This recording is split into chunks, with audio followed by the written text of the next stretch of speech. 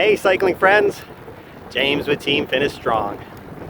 I'm here on the Augusta Greenway today, enjoying a very warm Augusta summer day.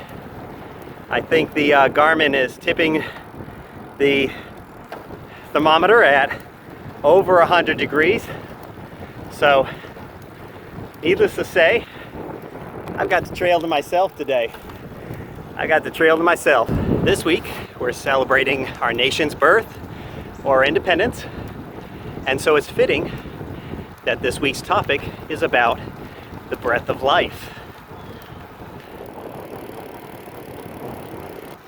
You know, mankind has had a number of spectacular achievements. We've placed people on the moon. We've found cures for diseases. We've even mapped the human genome, which in and of itself is amazing, and a topic for another vlog for sure. But I want to talk to you about the gift of life itself, how it all began.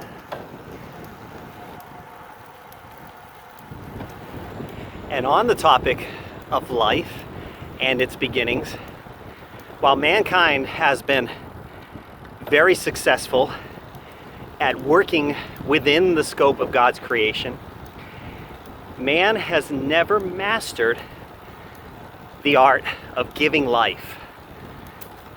Sure, we can use medical advancements to even bring people back from near death, but there's one thing we've never done. We've never taken nature's raw materials and created life, a brand new life, no matter how small or insignificant. So that makes the gift of life very, very special.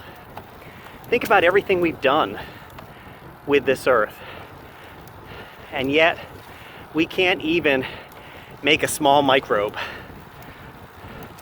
But that being said, it should give us pause to think about just how precious is that gift of life. In the Bible, it says that God gave the first breath to man. It was in the book of Genesis when God breathed the breath of life into Adam. So it's something supernatural. It's given from our Creator. It's not something we gave to ourselves.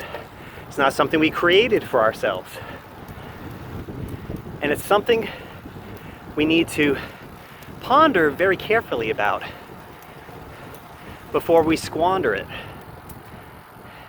And I'm not going to preach about smoking or anything else like that, but aside from bad habits, there is something that particularly is disturbing to me in today's society. I was on a fellow YouTuber's channel, and this channel was dedicated to wingsuit flying, a very dangerous sport. And I had learned that the creator of that channel had died on one of his flights. And the reason I bring it up is not to make light of this person's death. My sincere condolences for this person and the many others that have lost their lives in that sport. But what disturbed me was the comments on this person's YouTube page. The comment that disturbed me was posted on one of this person's wingsuit flights. Not their last one, but it was an epic one. Very dangerous, required a lot of skill to pull off. And the comment was from someone acknowledging that the person had died, but that they were glad that the person died doing what they loved. And they could think of essentially no greater thing than to die doing what you love. And that's what I want to speak to today.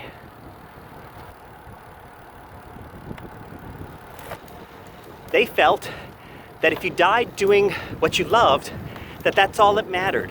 It didn't matter how young you were, or the circumstances of your death, or the manner of your death. It just mattered that you died doing what you loved.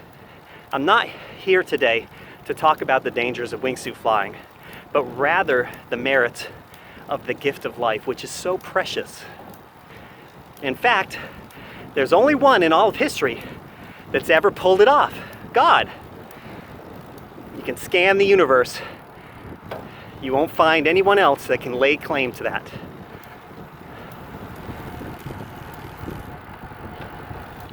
So, if the gift of life is that precious, how should we treat God's gift? Well, we honor the Creator by honoring the gift. And what I shared with folks on that comment section was that we should live for what matters. So why live for what matters? Why live a purposeful life?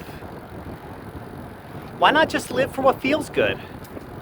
Well, for starters, when you live for what matters, you can live with no regrets. Hey, I've been there. I've spent many a days, maybe even weeks and months, just living for the enjoyment of the moment. And in some of those cases, I paid for it, a higher price than I expected. There's always a cost to everything that we do. And the cost for living for pleasure is that in the end, we have nothing left to show for it. We've literally spent our lives. What I'm suggesting instead is that we invest our lives.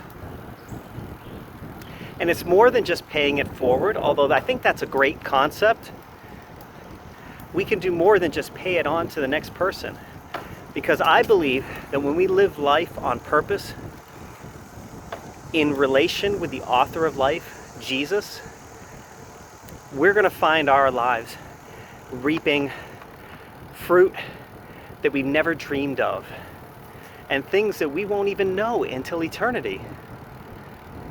I could go on at length about this topic.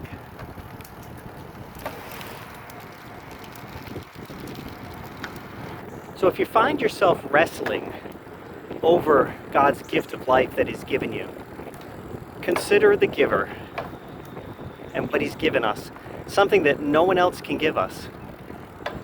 It's a precious thing. And if we honor the giver of the gift with a purposeful life, we will find ourselves blessed beyond measure. Finish strong, and this is your thought for the week.